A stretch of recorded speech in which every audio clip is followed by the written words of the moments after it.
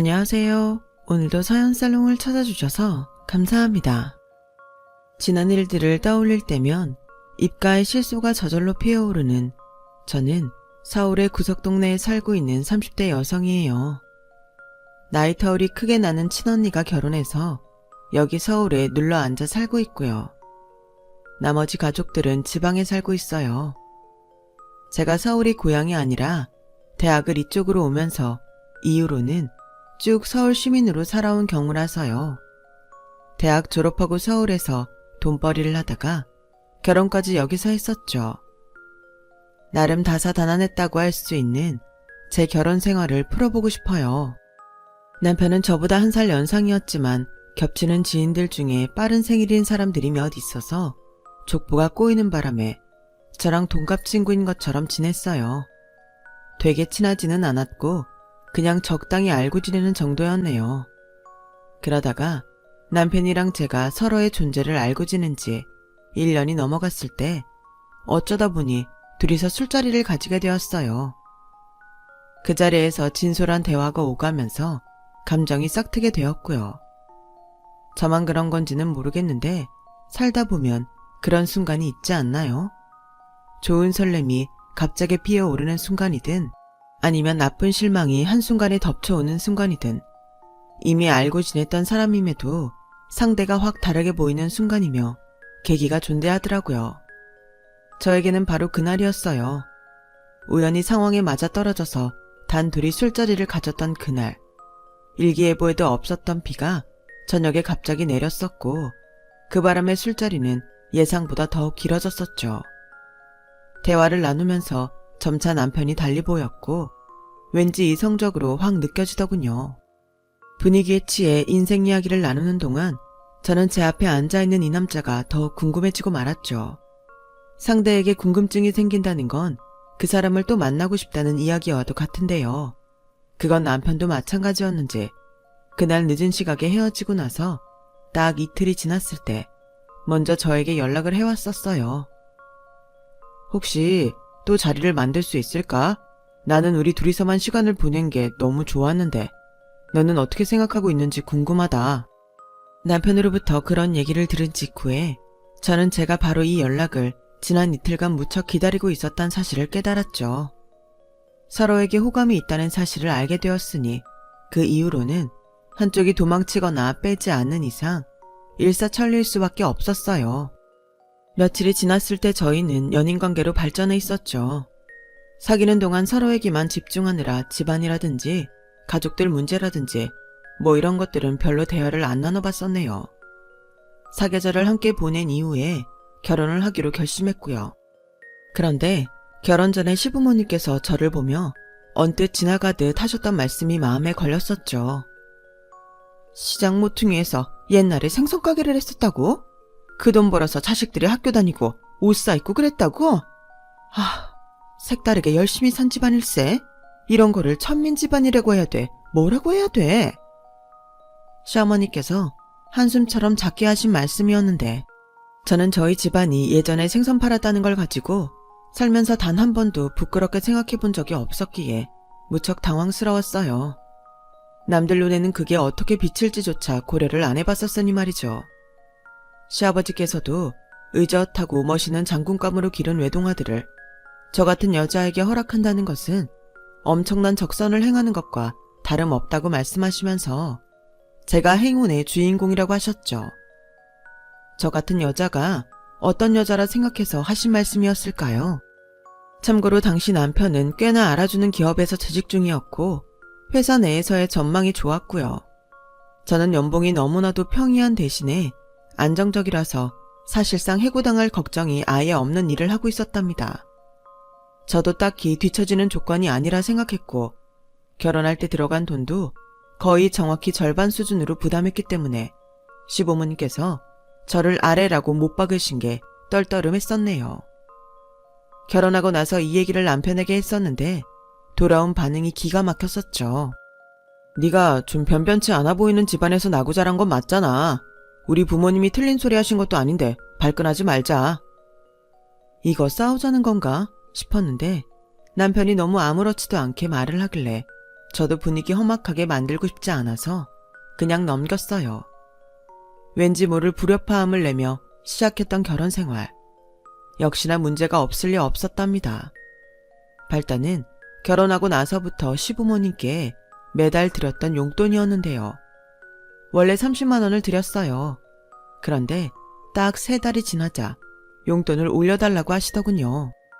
저 죄송한데 두 분께서 돈 쓰실 일이 그렇게까지 많아 보이지는 않아서요. 왜 현금이 더 필요하신 건지 알려주실 수 있을까요? 애미야, 너는 그런 걸 속속들이 물어보는 것 자체가 무례이자 무식이라는 것을 모르겠니? 옛날에 천한 쌍놈들이 꼭 이렇게 직설적으로 캐물으면서 부드러이 돌려 말하는 법을 몰랐었지. 그 꼴이구나. 아니, 갑자기 50만 원을 달라고 하시니까 궁금해서 여쭤봤을 뿐인데 천한 쌍놈의 예시까지 제가 드리려니 정신이 아득해지는 거예요. 게다가 시어머님께서는 왜 처음부터 저를 애미야라고 부르셨는지 모를 일이에요. 그 호칭은 제가 부담스럽다고 말씀을 드려도 무시하셨어요. 남편에게 이 용돈에 대해 상의를 했죠.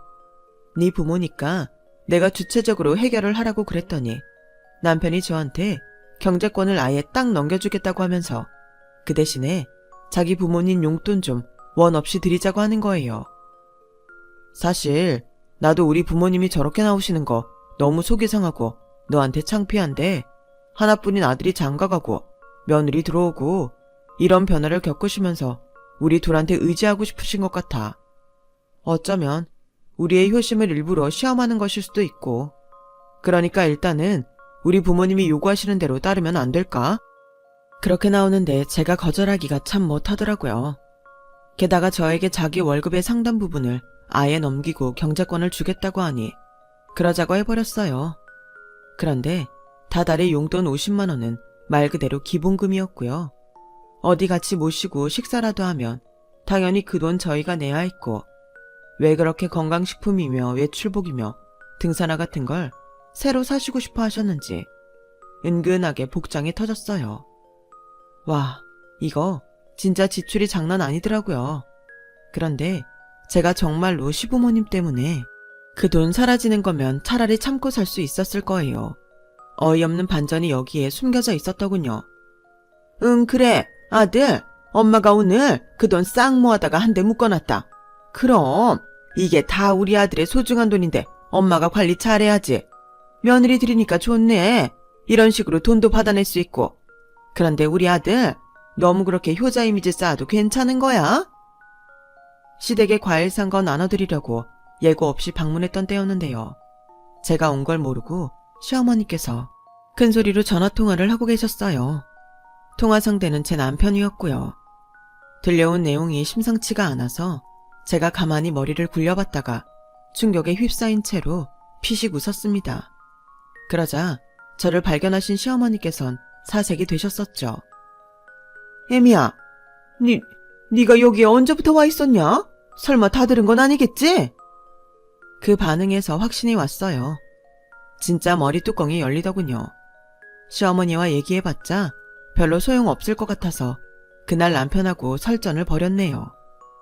역시나 여태까지 시댁에 바쳤던 모든 것들이 남편의 주머니로 들어오고 있었던 거예요. 남편은 자기 부모를 위하는 효자인 척, 자기 아내의 헌신에 눈물나게 고마워하는 남자인 척, 희생적인 척, 그런 연기를 하고 있었을 뿐이고 실제로는 이득을 취하고 있는 입장이었죠. 어쩜 이렇게 사람이 운명하고 못돼 처먹을 수가 있어? 이런 식으로 나 농락하면서 그동안 즐거웠니? 즐거웠다니 절대 아니야. 원래 이럴 의도까지는 없었고 우리 부모님이 하도 나를 아끼시다 보니 자꾸 나에게 몰래 챙겨주려 하시는 걸 거절 못하다가 여기까지 온 거야. 정말이야. 앞으로 안 그럴게. 한 번만 믿어주라. 사람이 살다 보면 실수도 하고 그러는 거잖아. 남편이 악의 따윈 없었으며 무조건 실수였다고 주장을 하길래 제가 용서는 최고의 미덕이라는 명언을 떠올리며 이 일을 넘겨주었는데요. 그로부터 얼마 지나지 않아서 확인한 바로는 하나를 보면 열을 한다는 명언이 더 우위를 점하더라고요. 남편이 숨겨온 엄청난 비밀이 밝혀지고 말았으니까요. 앞서 말씀드렸던 것처럼 저는 남편의 수입을 제가 받아서 관리하고 있었어요. 이때 남편의 월급이 세금 제하고 통장에 들어오는 게 260만 원이었다고 해보자면요. 남편이 이 월급 받아서 저한테 200만 원을 입금해 주었던 거예요. 제가 이 돈을 운용하며 살림 다 해온 거였고요. 대출 이자 같은 커다란 고정값부터 갚고 각종 생활비에 어처구니 없는 전말이 드러났던 시부모님의 용돈까지 제가 착실하게 가계부에 기록하며 다 알아서 해결해 왔던 건데요. 제가 버는 액수도 있는데 그렇게 되면 한 달에 남는 현금 액수가 넉넉할 만도 했지만 남편하고 짜고 친 시부모님께서 돈을 거하게 다달이 뜯어가시는 바람에 딱히 사정이 그렇지도 않았죠. 지방 경조사도 이 안에서 다 해결하고 무엇보다 이제 결혼 생활을 시작한 신혼부부인 만큼 미래를 장기적으로 바라보고 돈을 착실히 모아야 한다는 의무감이 컸으니까요. 월급 들어온 260만 원 중에서 저에게 200만 원 줬으면 이제 남편에게는 얼마나 남았을까요? 계산 쉽죠. 60만 원입니다. 남편은 자기 몫의 이 돈을 가지고 휴대폰 통신비와 자기 실비 보험비를 납부했으며 용돈으로 사용했어요. 사회생활하는 사람인데 혹시 돈 넉넉하게 못 다닐까봐 제가 10만 원 혹은 어떨 때는 30만 원 이렇게 따로 용돈을 챙겨주었고요. 자, 그런데요. 남편의 월급날에 제 계좌로 돈이 들어왔는데 금액이 260만 원인 거예요. 게다가 돈 보낸 사람의 이름이 뜨는 곳에 남편의 이름이 아니고 다른 게 적혀 있었어요. 그건 바로 남편의 회사 이름이었답니다. 딱 봐도 뭔가 너무 이상하잖아요. 자기야, 나한테 왜 자기 회사 이름으로 돈이 입금됐지? 액수가 이거 자기 월급인데? 이게 도대체 어떻게 된 일이야? 뭐라고? 그게 말이지. 내가 회사에다가 급여 계좌를 아내 걸로 바꾸고 싶다고 요청을 했었는데 그게 반영된 모양이네. 잊고 있었다. 그랬구나. 당황했지. 나도 회사가 이렇게 즉각 들어줄 거라고는 생각 못했어. 다시 내 걸로 바꿔놓아달라고 요청해야겠다. 많이 당황했겠네. 미리 말 못해서 미안해. 아니야, 미안할 것까지는 없고. 그런데 나보다 자기가 훨씬 더 당황한 것 같은데 일이 그렇게 된 거였다니. 회사에서 별걸 다 빠르게 들어주네. 시스템이 신기하다. 우리 회사 일 처리가 무진장 빨라. 아무튼 너한테 내 월급 들어갔으니까 내가 나한테 60만 원 이체해주라. 그러면 평소대로 되는 거지? 알겠다고 고개는 끄덕여줬는데 제 머릿속에서는 이거 뭔가 이상하다는 촉이 피어오르고 있었어요. 남편이 열심히 주절대고 있는 이게 임기응변처럼 느껴졌거든요. 게다가 이미 남편은 자기 부모랑 짜고 쳐서 저를 속여먹은 전적이 있었잖아요. 그런 일이 없었다면 제가 쉽사리 남편을 의심하려고 들지 않았을 텐데 한방 제대로 먹었던 경험 때문에 그러지 않을 수가 없었네요. 저희 부부의 결혼식에 와줬던 남편의 회사 사람들 중에서 연락이 가능한 사람이 있나 열심히 찾아봤는데 녹록하지 않더군요. 하는 수 없이 방법을 바꾸어서 남편의 정보를 제가 직접 보기로 했죠. 남편이 일찍 잠들었던 날이었어요. 항상 서류 가방에 소지하고 다니는 남편의 인증서가 든 USB를 챙겨다가 컴퓨터 앞에 앉았습니다. 그때 많은 생각이 스쳤었죠. 왜 이런 미심쩍음을 품고서는 내가 이러고 있을까? 부부는 모름지기 신뢰가 바탕이 되어야 하는데 내가 지금 이런 행동을 하는 게 옳은 걸까? 그러다가 저를 이렇듯 의심 많은 사람으로 만든 원인 제공자가 다름 아닌 남편이란 생각에 이르렀고 저는 인터넷 창을 켜버렸어요. 은행 사이트에 들어갔죠. 각종 비밀번호를 맨 뒷자리 숫자 하나씩만 바꿔가며 공유하는 남편의 습관을 이미 알고 있었던 제가 쉽사리 계좌에 접근했고요. 잠시 후 저는 온몸에 소름이 돋는 사실을 발견하고서 그 야심한 시각에 혼자 손으로 입을 틀어막고 경악해야만 했어요. 컴퓨터 화면에는 남편이 월급을 받는 내역들이 고스란히 나와 있었죠. 제가 알고 있는 남편이 월급을 지급받는 계좌는 K은행이에요. 이 K은행 계좌를 통해서 저에게 다달이 200만 원을 입금했던 거고요. 그런데 제가 들어간 은행 사이트가 K은행이 아니라 S은행이었어요. 남편이 회사로부터 월급을 받아온 계좌가 바로 S은행이었던 거예요. 이게 대체 어떻게 된 영문이냐고요? 이체 내역을 보면 금세 알 수 있었죠. 남편은 지금까지 S은행 계좌로 월급을 받은 후에 K은행으로 이체를 해왔던 거예요. 돈 보내는 사람 이름을 회사로 바꿔서 말이에요. 마치 K은행으로 월급을 받는 것처럼 꾸며왔던 거죠. 왜 이런 짓을 했는가 하면 남편의 월급이 260만 원이 아니었기 때문이에요. 실제로 지급받은 월 급여는 290만 원이었고 저에게 월급이 260만 원인 것처럼 속이기 위해서 30만 원이라는 금액을 자기가 온전히 가지기 위해서 그런 수고로움을 감수해왔던 것이었죠. 그러다가 어느 날 월급을 받고서는 회사로부터 260만 원 들어온 것처럼 평소처럼 조작하려고 K은행 계좌에 돈을 붙이려고 했는데 남편이 실수로 제 계좌에 입금을 해버렸던 거예요.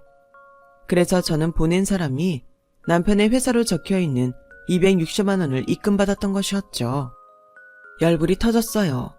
가장 먼저 든 생각이 또 속았다라는 것부터가 이루 말할 수 없이 비참했어요. 쿨쿨 자고 있는 남편의 얼굴을 보면서 저절로 주먹이 꽉 쥐어졌네요. 마음 같아서는 당장이라도 마구 흔들어 깨우고 싶었으나 날 밝으면 출근해야 하는 회사인의 고충을 생각해줘서 초인적인 인내심으로 참았네요. 그런데 저 역시도 출근하는 사람이잖아요. 밤새 잠도 못 자고 뒤척이다가 피곤함에 쩔어서 출근 준비를 하려는데 남편이 그런 저의 안색을 보며 혀를 쯧쯧 차더군요. 얼굴 푸석해진 것 봐라. 벌써부터 그렇게 애 둘 셋 낳은 아줌마처럼 회복력이 느리고 푹 퍼지면 어떻게 하려고 그래. 피부에 좋다는 것 좀 사다가 발라봐. 다크서클 내려온 거 못 봐주겠다. 여자는 외모가 절반 이상인 거 몰라? 너도 더 늦기 전에 관리해. 나중에 관리하려면 돈 2배로 든다. 내 조언 새겨들어. 누구 때문에 밤새 잠 못 자고 설쳤는데 저런 소리나 실없이 늘어놓는 남편을 보면서 진짜 정이란 게 떨어졌어요. 확 쏘아붙일까 하다가 정말로 너무 피곤하고 힘이 없어서 관뒀네요. 대신에 퇴근하고 저녁에 대화 좀 하자고 그랬어요. 진지하게 얘기했는데도 남편은 심각성 하나 알아차리지 못하고 시큰둥하게 반응하면서 출근했었고요. 저는 그날 두통약 먹어가면서 근무하고 점심시간에는 식사도 거른 채로 1시간 눈을 붙였었네요. 저녁이 돼서 남편에게 일단 솔직하게 다 털어놨죠. 의심 가서 인터넷으로 은행 계좌 봤다고요. 그랬더니 노발대발하면서 남의 정보를 왜 멋대로 보냐며 얼굴이 단박에 시뻘개져서 저한테 삿대질까지 해가며 막 소리 지르던 남편. 싸늘하게 가라앉아있는 제 표정을 보고는 아차 싶었는지 헛기침을 했어요. 그거는 그러니까 내 비상금이었어. 차곡차곡 모아서 나중에 유용하게 쓰려고 한 거야. 너무 안 좋게 볼 것 없어. 안 좋게 보건 말건 그건 내 의사로 내가 결정해. 유용하게 쓸 거였으면 왜 부득불 그런 번거로움까지 감수하면서 나에게 숨긴 건데? 그건 끝에 끝까지 나를 속여 먹으려던 작정이었잖아. 내 말이 틀려? 너 좋으라고 한 일이야. 왜냐하면 유용하게 쓰려던 게 바로 내 선물 사는 거였거든. 돈 조금씩 따로 모았다가 너 몰래 서프라이즈로 명품 가방 하나 사주려고 그랬지. 샤넬백. 그래, 샤넬백 하나 사주려고 그랬다. 그게 그렇게 큰 잘못이야? 어디 그딴 허접한 핑계로 나를 설득시키려고 들어? 내가 언제 명품 가방 욕심내는 거 본 적 있어? 내가 장난으로나마 명품 사달라고 한 적 있었니? 지나가는 말로나마 그런 적 있었냐고. 에이씨, 그래. 네가 명품 욕심 없는 거 알고 있어. 네 남편인데 내가 그걸 모르겠냐? 결국 이렇게 사실을 밝혀야겠구만.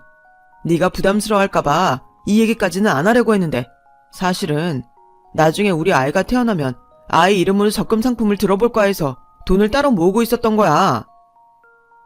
그 대목에서 제가 이를 꽉 물었어요. 어쩜 거짓말을 해도 그렇게 질 나쁜 거짓말을 할 수가 있는지. 남편의 표정에 너무나도 에라 모르겠다. 아무 말이나 하자. 이런 기색이 읽혀서 그 순간 제 자신이 너무나도 초라해지는 기분이 들었어요. 이런 남자가 제 남편이고 저는 고작 이런 취급을 당하는 아내라는 게 너무 서글펐네요. 진짜 인간적인 불신이 들었고 속이 다 울렁거렸어요. 생기지도 않은 아이 핑계는 왜 대? 지금 스스로도 민망하지? 너 진짜 미쳤니? 왜 그러고 살아? 그럴 수도 있지. 사실을 숨기고 거짓말 좀 할 수도 있는 거지. 너 왜 그렇게 사람이 앞뒤 꽉 막혀서 딱딱하게 나오냐? 너는 나한테 뭐 매사에 진실만을 말했고 거짓말을 한 적 없었어? 네가 뭐 그렇게 잘나고 떳떳하다고 나를 비난해? 갑자기 다혈질이 도졌는지 남편이 눈을 부라리며 저한테 큰 소리를 질러댔어요. 적반하장으로 나오는 남편 때문에 저는 어이가 없어서 헛웃음만 지었고요. 그랬더니 그게 자기 자존심을 건드린 모양인지 남편이 입가를 실룩거리면서 저에게 이런 소리를 하더군요. 예전에 하도 어렵게 살았던 집안이라서 그런가 보네. 역시 근본이란 게 중요하다니까. 지방에서 생선 팔다가 비린내 풀풀 나는 돈 차곡차곡 모아서 어렵사리 재산 불려갔으니 다달이 30만 원이라는 숫자만 봐도 바들바들 떨면서 어쩔 줄 모르는 거야. 니네 집안이 서울 한복판에서 대대손손 살았어 봐라. 내가 한 달에 30을 꽁치나 50을 꽁치나 별로 대수롭지 않게 여겼을걸? 제가 방금 뭘 들은 건가 싶어서 잠시 현실을 의심했었네요. 자기 처가에 대고 너네 집안이라고 표현하다뇨. 지방 비하에다가 비린내 나는 돈이라고 표현을 한 사람이 제가 사랑해서 결혼한 남자가 맞는 건지 너무 기가 막혔어요. 어떻게 그런 말을 해? 그렇게 말하고 나면 스스로가 창피하고 민망하지 않아? 왜 그렇게 사람이 못났어? 너는 뭐가 잘났길래 나보고 못났다고 하는 거야? 창피? 민망? 내가 대체 그런 걸 왜 느껴야 하는데? 창피하고 민망한 건 너네 집안이겠지. 고상하게 품격 지키면서 살아본 적 없잖아. 아니, 나는 우리 집안 부끄럽게 생각 안 해. 모든 사람이 번듯하게 정장 차려입고 컴퓨터 앞에 앉아서 일하지 않는다는 걸 잘 아니까. 그 컴퓨터 만드는 생산자가 있고 그 컴퓨터가 올려진 사무책상 만드는 업체가 있고 그 재료를 대는 공장이 있는 거지. 그 건물을 지은 사람들은 현장에서 땀 흘리는 노동자들이고 이렇듯 사는 모습이 다 다른 거야. 각자의 위치에서 열심히 살 뿐이라고.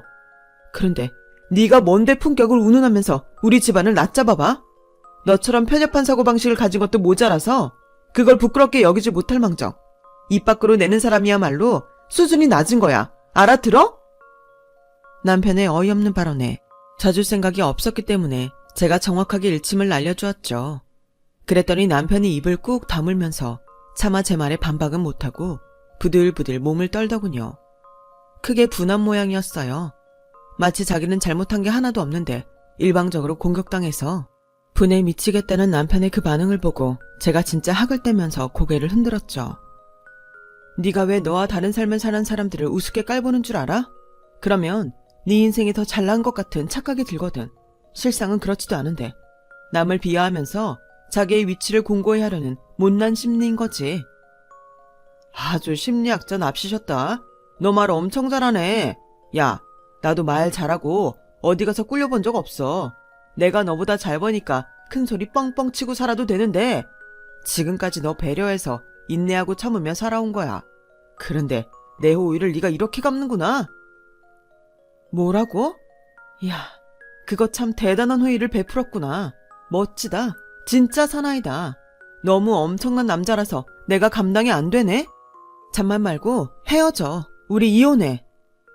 제가 이혼 선언을 하자 남편이 눈을 까디집었죠. 갑자기 무슨 이혼이냐고 거품 물고 발작하길래 그럼 이 상황에서 어떻게 결혼 생활을 이어나갈 수 있겠냐면서 제가 태연히 받아쳐줬어요. 아이 없을 때 실체를 알게 돼서 이혼하게 됐으니 다행이라고도 해줬죠. 더 이상 추잡한 꼴 보이지 말고 조용히 이혼하자고 거듭 말했는데 남편은 자꾸만 자기한테 시간을 달라고 했어요.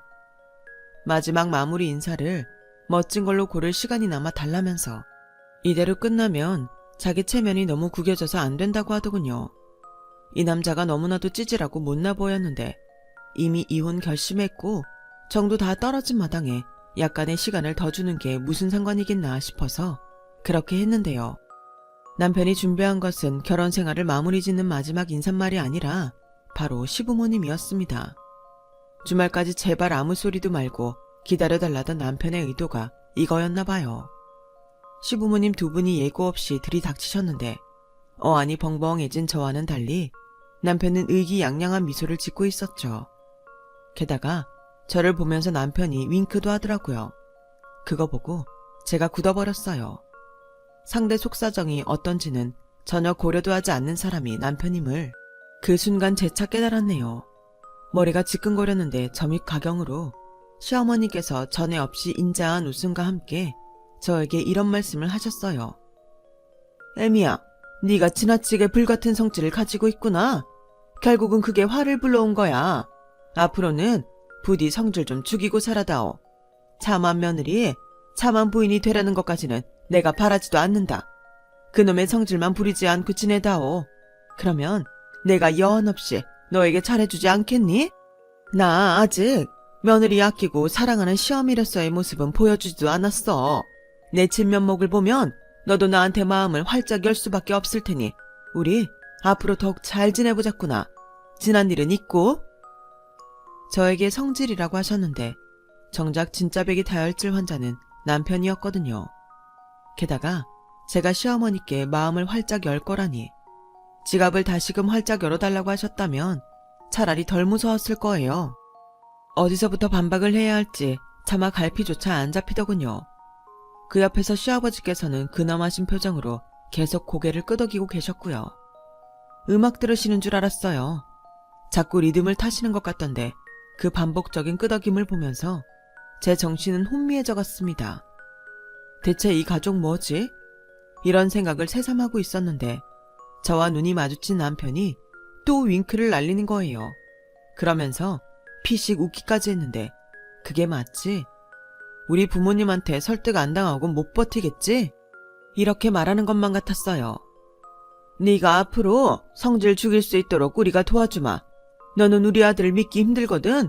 대신에 우리를 믿으면서 따라오면 된단다. 시어머니께서 어깨를 쫙 펴시면서 그리 말씀하셨고 시아버지께서는 유독 힘차게 고개를 끄덕이셨죠. 저는 진짜 환장할 것 같았어요. 어설프게 대응했다가는 이 답도 없는 가족들을 넘어설 수 없을 것 같아서 눈에 힘을 주고 입을 열었습니다. 안 되겠는데요? 저 성질 못 죽이겠는데요? 맹랑하게 나가버린 거였죠.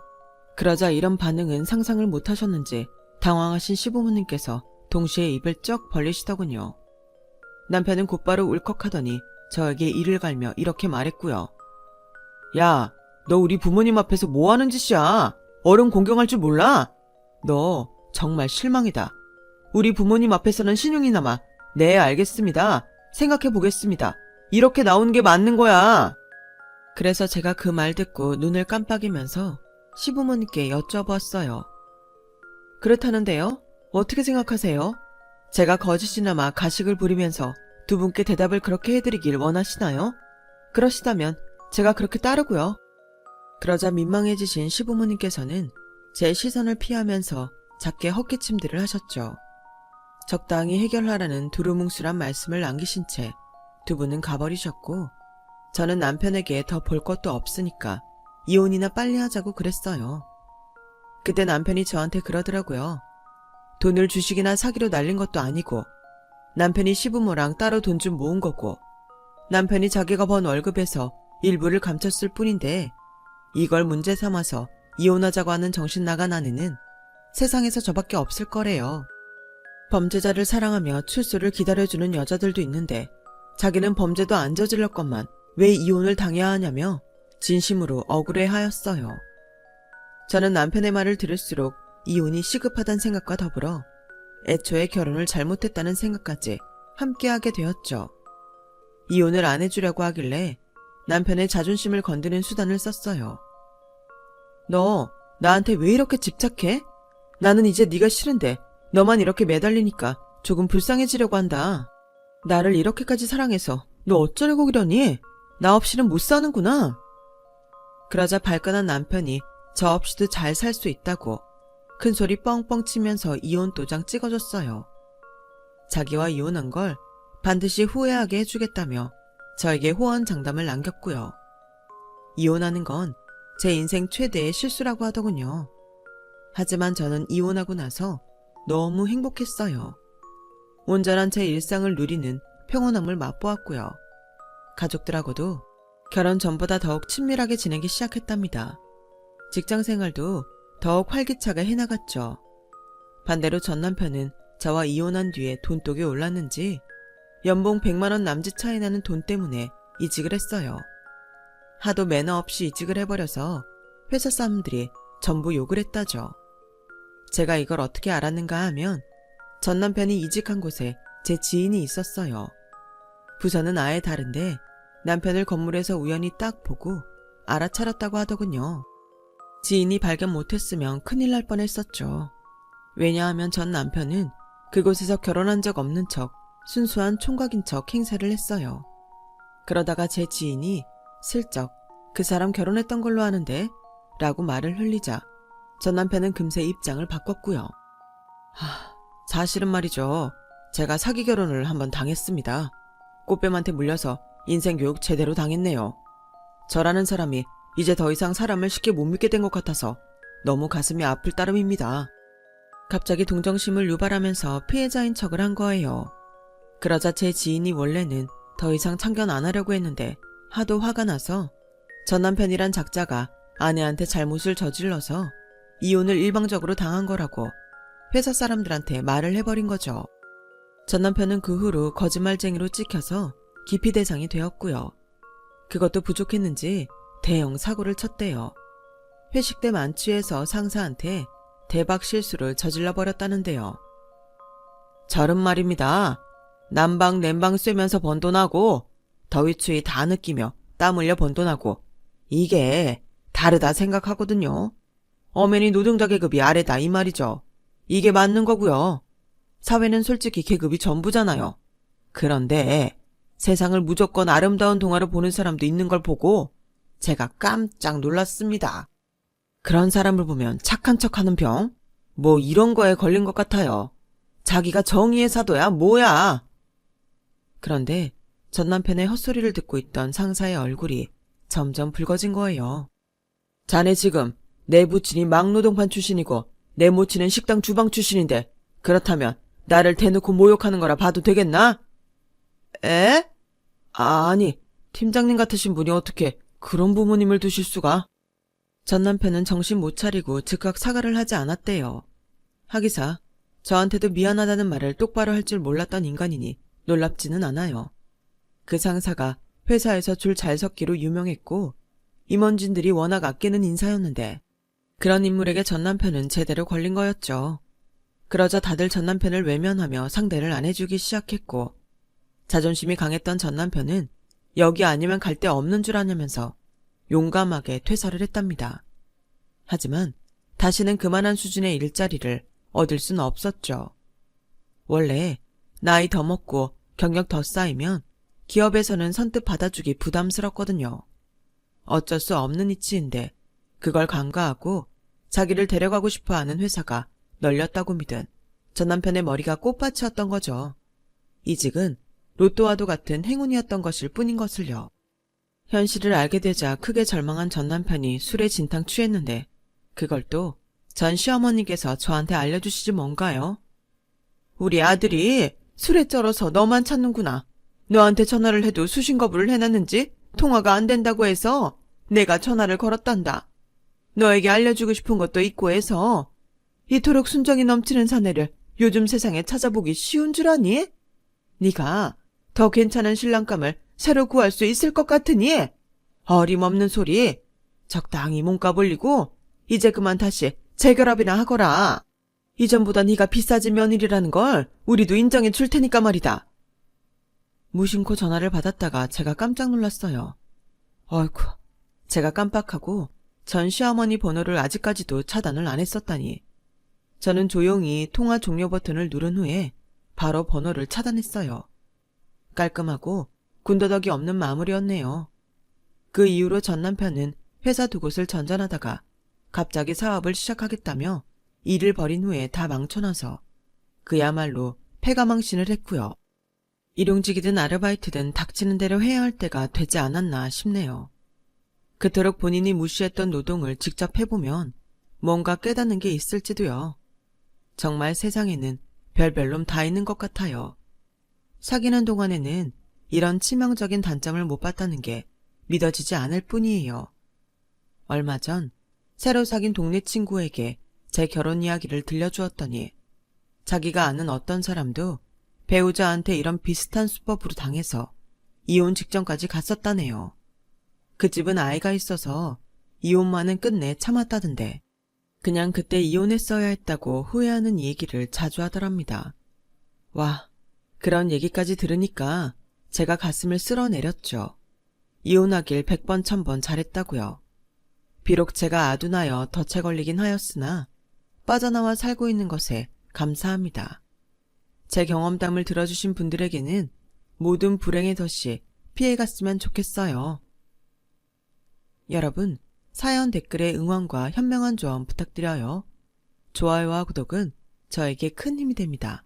오늘도 좋은 일 가득하세요.